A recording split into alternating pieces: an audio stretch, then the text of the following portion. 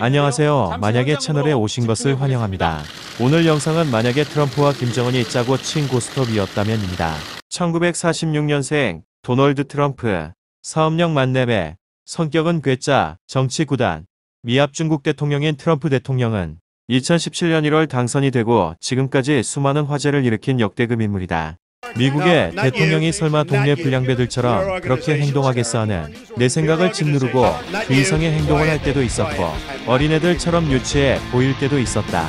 그리고 때로는 역시 트럼프는 다르다. 눈치 보고 이런 거 없이 자기가 맞다고 생각하면 밀어붙이는 불도저 같은 성격에 박수를 친 적도 있다. 처음 당선이 되고 각국 정상들을 만날 때마다 트럼프의 악수 순환 시대를 기억할 것이다. 굴욕 아베, 무시당한 메르켈 등등 순환이 이어지자 강대강 전략을 쓴 마크롱 대통령도 대단했다. 다음은 1984년생 김정은 북한 국무위원장 소개를 해보자. 사업력은 젬병, 성격은 괴짜, 정치 18단. 2011년부터 김씨 왕조의 정권을 잡아 앞으로 언제까지 이어질지는 누구도 알지 못한다. 포브스가 선정한 전 세계 영향력 있는 인물에도 당당히 이름을 올린 대단한 인물이다. 공포 정치와 더불어 쇼맨십을 좋아하고 실제 북한 여성들에게 최고 영도자 그 이상으로 여심을 흔들었다고 한다. 반면 숙청할 때는 얄짤없이 과감하게 진행했다. 김씨 왕조에서 짧은 시간 가장 많은 숙청을 했다. 김정은 위원장이 북한 내에서 가지는 권력은 신성불가침의 절대 독재 그 자체인 것이다. 어디로 튈지 모르는 럭비공과 같은 두 사람.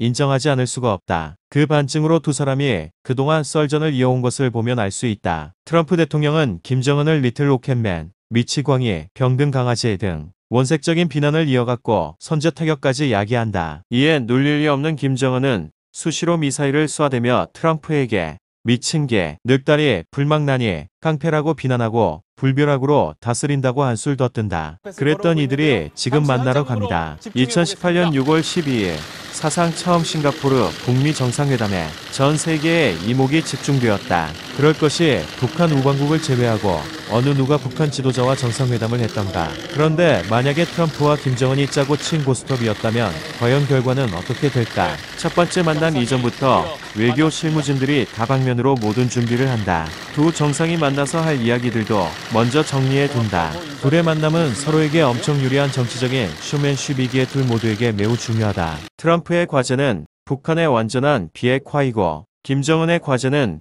국제사회 대북제재 완화이다. 서로가 네가 먼저 시행하라고 했다가 단계적으로 하자고 했다가 실랑이가 벌어지던 중 사업력 만렙 정치구단의 괴짜 트럼프가 단둘이 이야기하자고 제안하고 주의를 물린다. 둘만 남은 상황에서 갑자기 트럼프가 버럭하기 시작한다. 임마, 내가 니보다 30하고도 8살이 많다. 그동안 봐왔으니 내가 누군지 알제. 전 정권 누구도 못했지만 나는 트럼프데이 한다고 하면 한데이. 임마 진짜 죽고 싶나? 지금 당장 항공모함 보내줄까? 전화 한 통이면 끝나는 거 알제? 라는 말에 정치 18단 괴짜 김정은은 생각한다. 같이 버럭해서는 얻을 게 없다. 더욱이 진짜 한다면 하는 똘끼 충만 트럼프가 아니던가. 정치적으로 풀어야 할 것 같다. 어떻게든 지금 상황은 벗어나야 한다. 김정은은 이렇게 대답한다. 역시 화통한 미국 최고의 대통령이요. 사실 내가 먼저 비핵화하려고 생각하고 있었어. 네, 오늘 회담 마치고 돌아가면 당장 순차적으로 비핵화 진행하겠어. 하지만 우리가 정치적으로 얻을 건 서로 얻어야 하지 않겠습니까? 며 드라마틱한 이벤트를 준비하자고 제안하자 협상의 달인 트럼프는 김정은을 급칭찬하며 시나리오를 짜기 시작한다. 결론은 비핵화 레이스 대북제재 완화 묻고 더블로 가기로 합의하고 세간에 비춰질 둘의 이미지 마케팅과 몇 번의 추가적인 만남을 조율하며 가끔 밀당하고 반전도 주면서 최적의 시기에 극적인 합의라는 드라마를 써가기로 약속하고 38분 만에 싱가포르 첫 회담은 마친다. 둘은 다시 만날 것을 시사하고 공동합의문에 서명했다. 그 후 그들은 본국으로 돌아가서 각자 맡은 포지션에 최선을 다한다. 동창리도 날려버리고 트럼프는 연일 김정은을 칭찬하고 친서도 주고받고 다음 정상회담도 기획한다. 역시 로맨스 드라마의 초반은 애틋한 편지도 주고받고 해야 제맛이지. 크크크. 그렇게 그들이 의도한 대로 전 세계인들의 스포트라이트를 한 몸에 받고 있던 중 하노이 2차 정상회담 일정이 잡히고 다시 그들은 지금 만나러 갑니다. 트럼프는 베트남 출발 전까지도 북한은 핵무기 포기하면 세계 경제 강국 대열에 신속히 합류할 것이다라며 밑밥도 살짝 뿌려두고 김정은은 한술 더 떠서 전용 기차로 66시간 3일 밤낮을 달려 하노이로 간다. 그야말로 둘의 시나리오는 이미 짜여진 대로 완벽해지고 있었다. 세계 최일류급 캐스팅 주인공들이니 당연한 결과다. 8개월 만에 다시 만난 그들은 첫날 1대1 환담에서 다음날 열릴 정상회담의 최종 시나리오를 체크한 후 신교 만찬으로 즐거운 시간을 보낸다. 그리고 다음날 전 세계 시청자들에게 뭔가 보여줘야 할 때가 되었고 나홀로 집에 카메오로 출연한 적 있던 트럼프의 돋보이는 연출이 시작된다. 김정은에게 당신은 합의할 준비가 안 돼 있다고 하고 오찬과 합의문 서명도 취소하고 회담장을 나와버린다. 기자회견에서 추후 협상의 여지를 조금 남겨두곤 흔한 연인들처럼 입장 차이라는 것도 빠뜨리지 않았다. 이에 김정은도 소리 소문 없이 회담장을 박차고 나간다. 반전의 결과로 하노이 빅딜은 막을 내린다. 아무도 이들의 결과를 알 수 없다. 그저 추측해볼 뿐. 하지만 이후에도 전 세계를 상대로 둘은 여론전을 벌이며 4개월여쯤 지나 트럼프 대통령은 한국 순방길에서 트위터를 통해 번개를 요청했고 김정은 국무위원장이 콜을 해 극적으로 번개가 이루어진다. 역사상 전례 없는 정치쇼가 시작되었다. 사상 최초로 미국 대통령이 북한 땅을 밟아주는 쇼맨십. 역시 둘 사이에는 국경이 없었다. 모두가 둘의 짧은 만남이라 생각했지만 53분이라는 전격회담을 했다. 이 회담으로 인하여 세계인들로 하여금 둘은 명실상부 공식 커플이 되었다.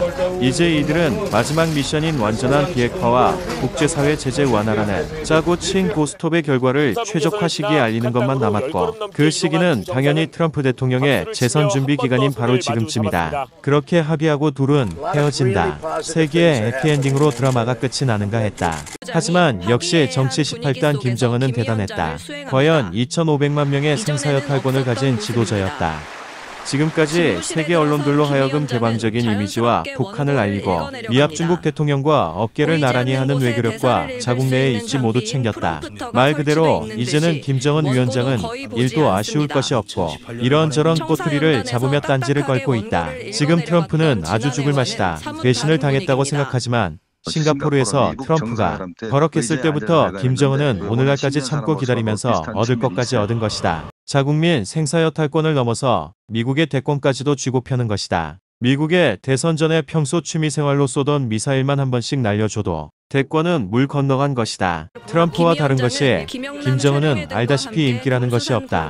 또한 옆에서 누구도 토를 달거나 태클 걸 수 있는 사람도 없다. 그렇게 세계의 만남은 비극으로 끝이 났다. 만약에 트럼프와 김정은이 짜고 친 고스톱이었다면 재밌게 보셨나요? 세계의 결별이 마치 영화 타짜에서 편경장이 고니와 기차역에서 마지막 이별을 하며 이런 이야기를 하죠. 마지막 원칙, 이 바닥엔 영원한 친구도 원수도 없다. 마지막으로 만약에 TV에서 알려드리는 오늘의 교훈입니다. 사랑은 둘이서 하지만 이별은 혼자서도 할 수 있다. 그럼 오늘 영상 마치겠습니다. 시청해주셔서 감사드립니다.